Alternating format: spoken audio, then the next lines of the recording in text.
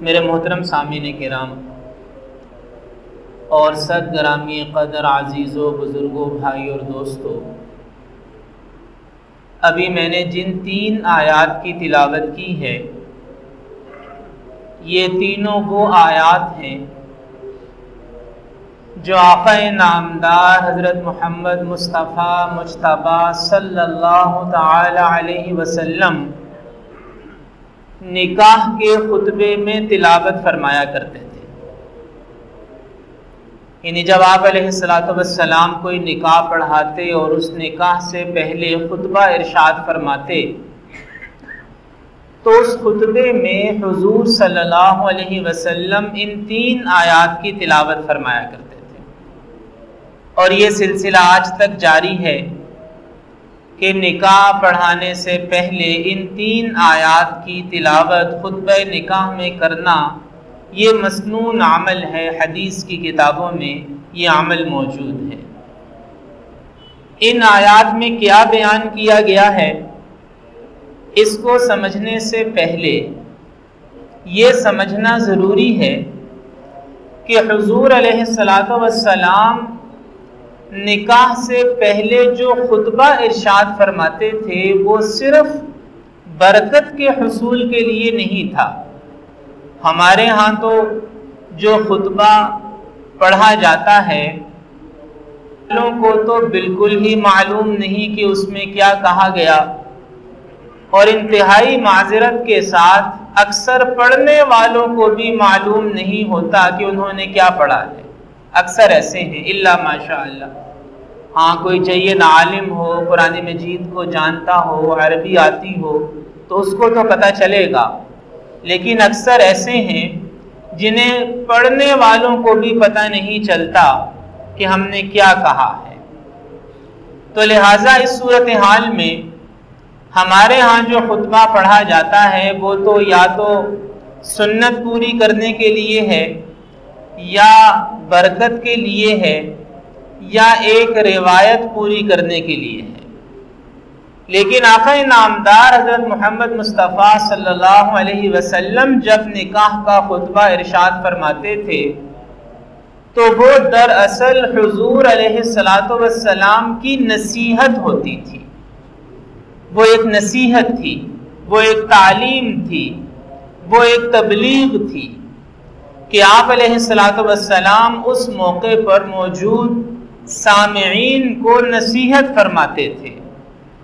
جس کی شادی ہو رہی ہے اسے بھی یہ نصیحت کی جا رہی تھی، جو دوسرے حاضرین ہیں، سامعین ہیں، ان کو بھی نصیحت کی جا رہی ہوتی تھی۔ اس لیے ضرورت اس امر کی ہے کہ ہر مسلمان کو یہ معلوم ہو کہ حضور اقدس صلی اللہ تعالی علیہ وسلم خطبہ نکاح میں کیا بات ارشاد فرماتے تھے، اور جو آیات آپ تلاوت فرماتے تھے ان آیات کا مضمون کیا ہے۔ ہر مسلمان کو یہ معلوم ہونا چاہیے، کیونکہ آج ہمارے ہاں خاندانی نظام زوال کا شکار ہے، اور غیروں نے، اہل باطل نے خاص منصوبہ بندی کے تحت ہمارے ہاں کے خاندانی نظام کو کمزور بنانے کی کوشش کی ہے۔ آج میڈیا پر جو کچھ دکھایا جا رہا ہے، ڈراموں میں، فلموں میں، وہ یقینی طور پر ہمارے خاندانی نظام کے اوپر ایک حملہ ہے، میاں بیوی کے تعلق کو کمزور کرنے کی ایک سازش ہے، میاں بیوی کے رشتے کو غیر اہم دکھایا جا رہا ہے۔ تو ہمیں بھی معلوم ہونا چاہیے کہ اسلام نے اس رشتے کی مضبوطی کے لیے، خاندانی نظام کی مضبوطی کے لیے اور ازدواجی زندگی کو خوشگوار بنانے کے لیے کیا تعلیم دی ہے، اور اس کا آغاز وہیں سے ہوگا جہاں سے حضور اقدس صلی اللہ علیہ وسلم نے آغاز فرمایا کہ آپ خطبہ نکاح کے اندر کیا تعلیم ارشاد فرماتے ہیں۔ تو ان 3 آیات کو سب سے پہلے ہم سمجھنے کی کوشش کرتے ہیں۔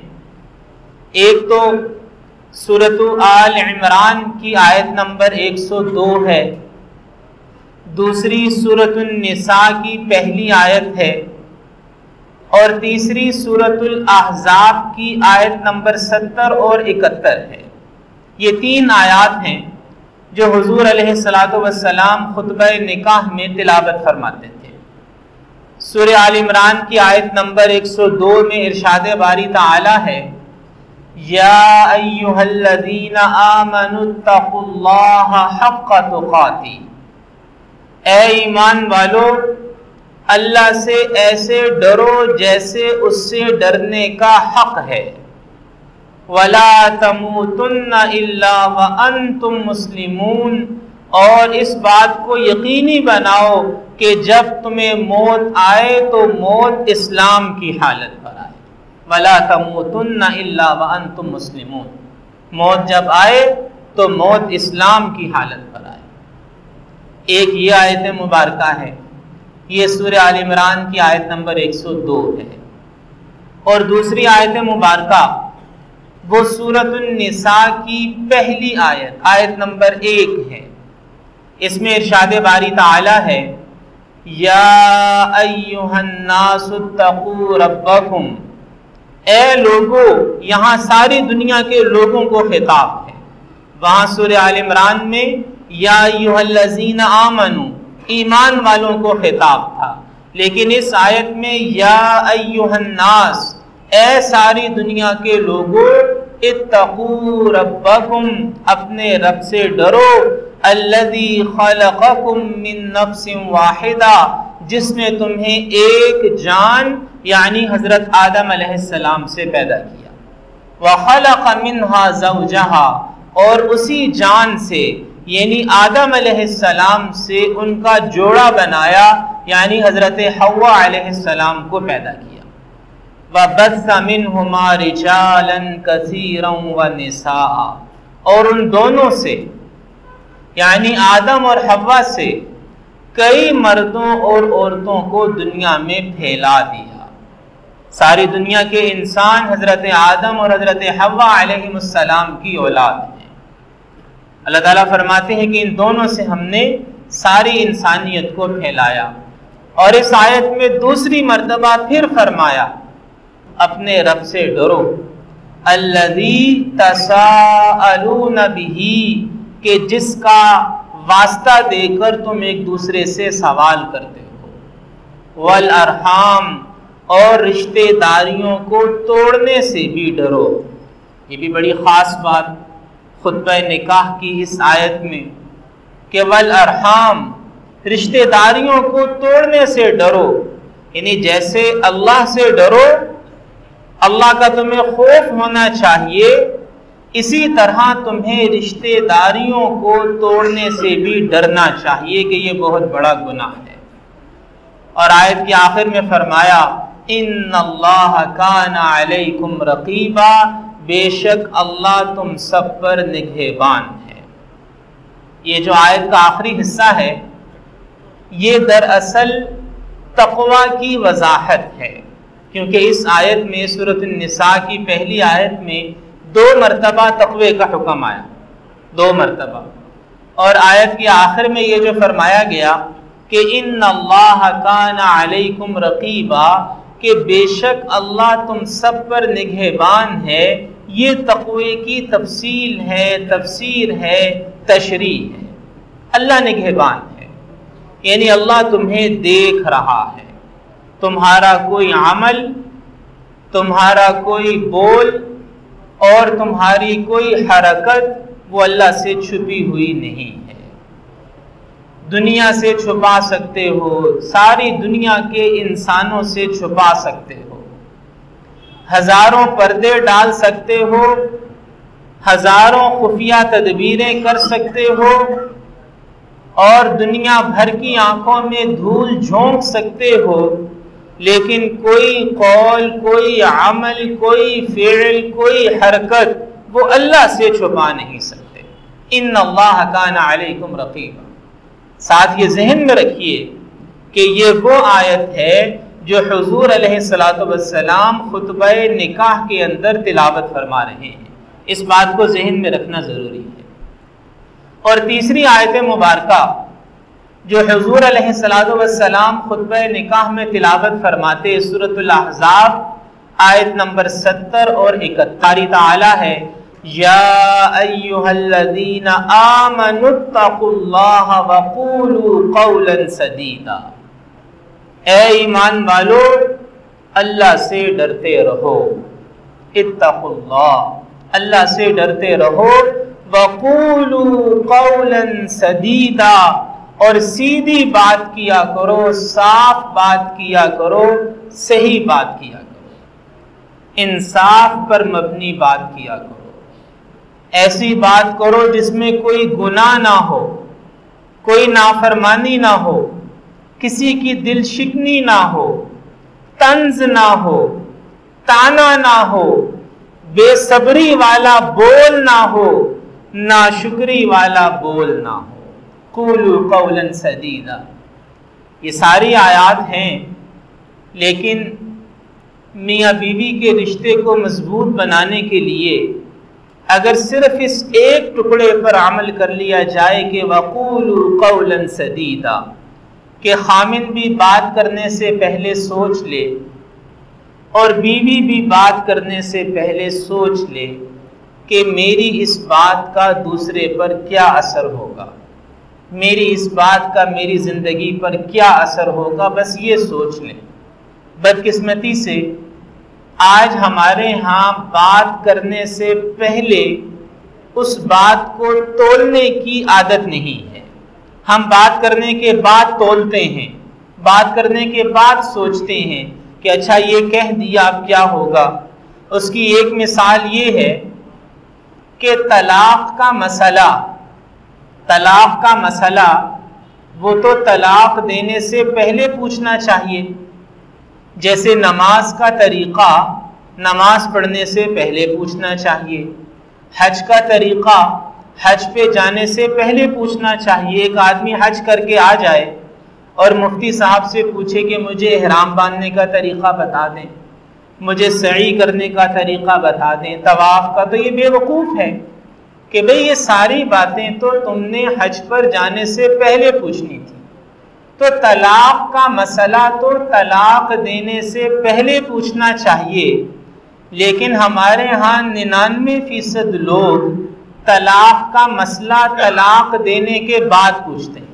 آپ مفتی صاحب سے پوچھئے دارالافتاء میں جا کے کہ کبھی کوئی ایسا آیا جو یہ کہے کہ جی میری اور میری بیوی کے درمیان ناچاقی ہے، ہم علیحدگی چاہتے ہیں، طریقہ بتائیے۔ ایسا کوئی نہیں آتا۔ جو بھی آتا ہے وہ یہ کہتا ہے کہ جی میں نے اپنی بیوی کو یوں کہہ دیا، ایسے کہہ دیا، یہ الفاظ کہہ دیے، طلاق ہوئی یا نہیں ہوئی۔ یہ جہالت کی بدترین مثال ہے، جہالت کی، حماقت کی بدترین مثال ہے۔ اس لیے میں نے عرض کیا کہ اگر صرف اس ایک ٹکڑے کو جو خطبہ نکاح میں پڑھی جانے والی آیات ہیں، اس کے ایک ٹکڑے کو وَقُولُوا قَوْلًا سَدِيدًا، بس اس کو سمجھ لیں کہ بات کرنے سے پہلے سوچ لیں کہ میری اس بات کے کیا اثرات ہیں۔ طنز نہ کیا جائے، تانا نہ دیا جائے، بدخوئی نہ کی جائے، اپنی زبان سے اذیت نہ پہنچائی جائے، ناشکری والی بات نہ کی جائے، بے صبری والی بات نہ کی جائے۔ یہ ہے قولوا قولا سدیدا، اچھی صاف سیدھی بات کیا کرو۔ اور آگے فرمایا کہ جب تم ایسا کرو گے تو یصلح لکم اعمالکم، اللہ تمہارے اعمال کی اصلاح فرما دے گا۔ یعنی اللہ تمہارے زندگی کے جتنے بھی کام ہیں، یعنی جب تم تقوی اختیار کرو گے اور اپنی زبان کو صحیح استعمال کرو گے، تمہارے سارے کام سیدھے ہو جائیں گے۔ کام سیدھے ہونا یعنی کاموں کے اندر برکت آ جانا۔ تم جس طرف بھی لگو گے اللہ تمہیں برکت عطا فرمائے گا، اللہ تمہارے الٹے کاموں کو سیدھا کر دے گا، اللہ تمہارا بیڑا پار لگا دے گا۔ آسان ترجمہ، یصلح لکم اعمالکم، اللہ تمہارا بیڑا پار لگا دے گا، اللہ تمہارے کام بنا دے گا، اللہ تمہارے الٹے کام بھی سیدھے کر دے گا۔ اور یصلح لکم اعمالکم کے بعد فرمایا یغفر لکم ذنوبکم، اللہ صرف تمہارے دنیا کے کام ہی سیدھے نہیں کرے گا، اللہ تمہارا آخرت کا مسئلہ بھی حل فرما دے گا، اور وہ اس طرح کہ اللہ تمہارے گناہوں کو معاف فرما دے گا۔ اور آخر میں فرمایا کہ وَمَن يُطِعِ اللَّهَ وَرَسُولَهُ فَقَدْ فَازَ فَوْزًا عَظِيمًا، جس نے اللہ کی اطاعت کی اور اللہ کے رسول صلی اللہ علیہ وسلم کی اطاعت کی، اس نے سب سے بڑی کامیابی حاصل کر لی۔ یہ تو ہے میرے محترم بھائی اور دوستو ان تینوں آیات کا ترجمہ۔ ابھی ہم نے صرف ترجمے پر بات کی ہے۔ ان تین آیات کا ترجمہ جو حضور علیہ السلام خطبہ نکاح میں تلاوت فرمایا کرتے تھے، یہ تین آیات۔ میں نے عرض کیا کہ ہمارے ہاں تو یہ خطبہ صرف برکت کے لیے پڑھا جاتا ہے، لیکن حضور علیہ السلام یہ خطبہ سامعین و ناظرین کو نصیحت کے لیے پڑھا کرتے تھے کہ جو سننے والے ہیں، نکاح ہو رہا ہے، شادی ہو رہی ہے، اس موقع پر کن نصیحتوں کی ضرورت ہے، کن باتوں کی ضرورت ہے، اس کے لیے حضور علیہ السلام یہ خطبہ ارشاد فرمایا کرتے تھے۔ اب اگر ہم ان تین آیات کی تفسیر کی طرف چلے جائیں تو ظاہر ہے کہ اس کے لیے تو گھنٹوں درکار ہیں۔ ہونا تو یہی چاہیے کہ جس نوجوان لڑکے یا لڑکی کی شادی ہو انہیں یہ کہا جائے کہ وہ ان تینوں آیات کو قرآن مجید میں ڈھونڈیں، ان کا ترجمہ پڑھیں، ان کی تفسیر پڑھیں، اور ان تینوں آیات کو شادی کے بعد والی زندگی کے لیے اپنا نصب العین بنائیں۔ ہونا تو یہ چاہیے، اور حکومت کو چاہیے کہ وہ اس بات کو لازم کرے کہ ہر شادی شدہ مرد اور عورت اس نے یہ تین آیات سیکھ لی ہوں، ان کی تفسیر، ترجمہ، ان کے معانی سیکھ لیے ہوں اور ان کو اپنی زندگی کا حصہ بنایا ہو۔ یہ ٹریننگ ہونی چاہیے۔ لیکن اس مختصر وقت میں آپ حضرات کے سامنے صرف ایک نقطہ رکھنا چاہتا ہوں۔ اگر آپ ان تینوں آیات پر غور فرمائیں جیسا کہ ابھی ترجمہ آپ کے سامنے آیا ہے، تو یہ آیات ہیں تین، اور ان تین آیات میں ایک صفت کو اختیار کرنے کا حکم دیا گیا ہے 4 مرتبہ۔ آیات تین ہیں اور جس ایک صفت کو اختیار کرنے کا حکم آیا، ایک صفت کو اختیار کرنے کا حکم 4 مرتبہ آیا ہے، اور وہ صفت ہے تقوی۔ تقوی، اللہ سے ڈرنا۔ خامن بھی اللہ سے ڈرے، بیوی بھی اللہ سے ڈرے، سسرال والے بھی اللہ سے ڈرے، رشتہ دار بھی اللہ سے ڈریں۔ بس یہ ایک کام کر لیں۔ انہیں خطبہ نکاح میں حضور علیہ السلام نے جن آیات کا انتخاب فرمایا، ان 3 آیات میں 4 مرتبہ یہ حکم آ رہا ہے، اتقوا اللہ، اللہ سے ڈرتے رہو۔ جب خامن بھی اللہ سے ڈر کر زندگی گزارے گا، جب بیوی بھی اللہ سے ڈر کر زندگی گزارے گی، جب دونوں کے سسرال والے بھی اللہ سے ڈر کر زندگی گزاریں گے، جب باقی رشتہ دار بھی اللہ سے ڈر کر زندگی گزاریں گے، تو خاندانی نظام بھی مضبوط ہوگا اور ایک خوشگوار ازدواجی زندگی بھی گزار سکیں گے۔ اللہ کا ڈر ساری نیکیوں کی بنیاد ہے۔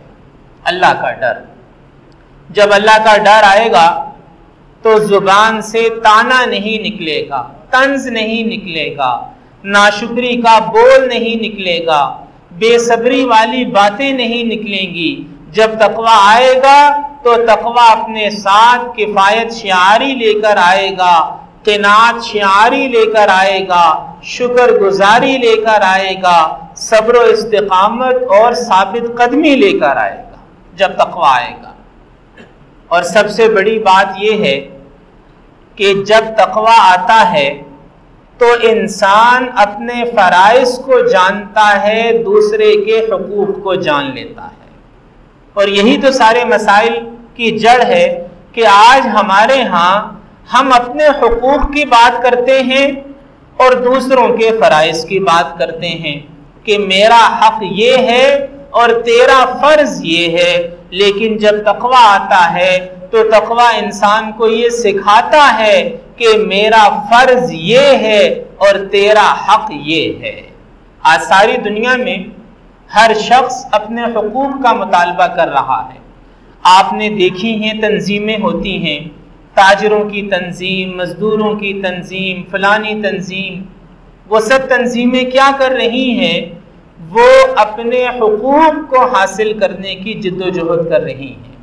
کیا دنیا میں کوئی ایسی تنظیم بھی ہے جو یہ کہے کہ ہم ڈرائیوروں کو ان کے فرائض بتانے کے لیے ہیں، ہم ملازموں کو ان کے فرائض بتانے کے لیے ہیں؟ ایسی کوئی تنظیم نہیں ہے۔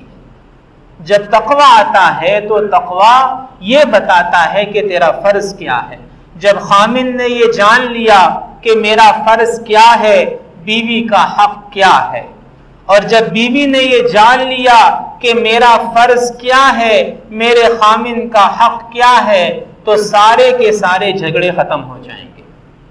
جب سسرال والوں نے یہ جان لیا، جب رشتہ داروں نے یہ جان لیا، تو پھر میرے محترم بھائی اور دوستو، پھر ایک مضبوط خاندانی نظام قائم ہوتا ہے۔ اپنے فرائض کو جاننا، دوسروں کے حقوق کو جاننا، یہ خاص بات ہے ان آیات کے اندر، جو آیات آقا نامدار حضرت محمد مصطفیٰ صلی اللہ علیہ وسلم خطبہ نکاح میں تلاوت فرمایا کرتے تھے۔ اللہ پاک ہمیں ان باتوں کو سمجھ کر ان پر عمل کی توفیق عطا فرمائے۔ وآخر دعوانا ان الحمدللہ۔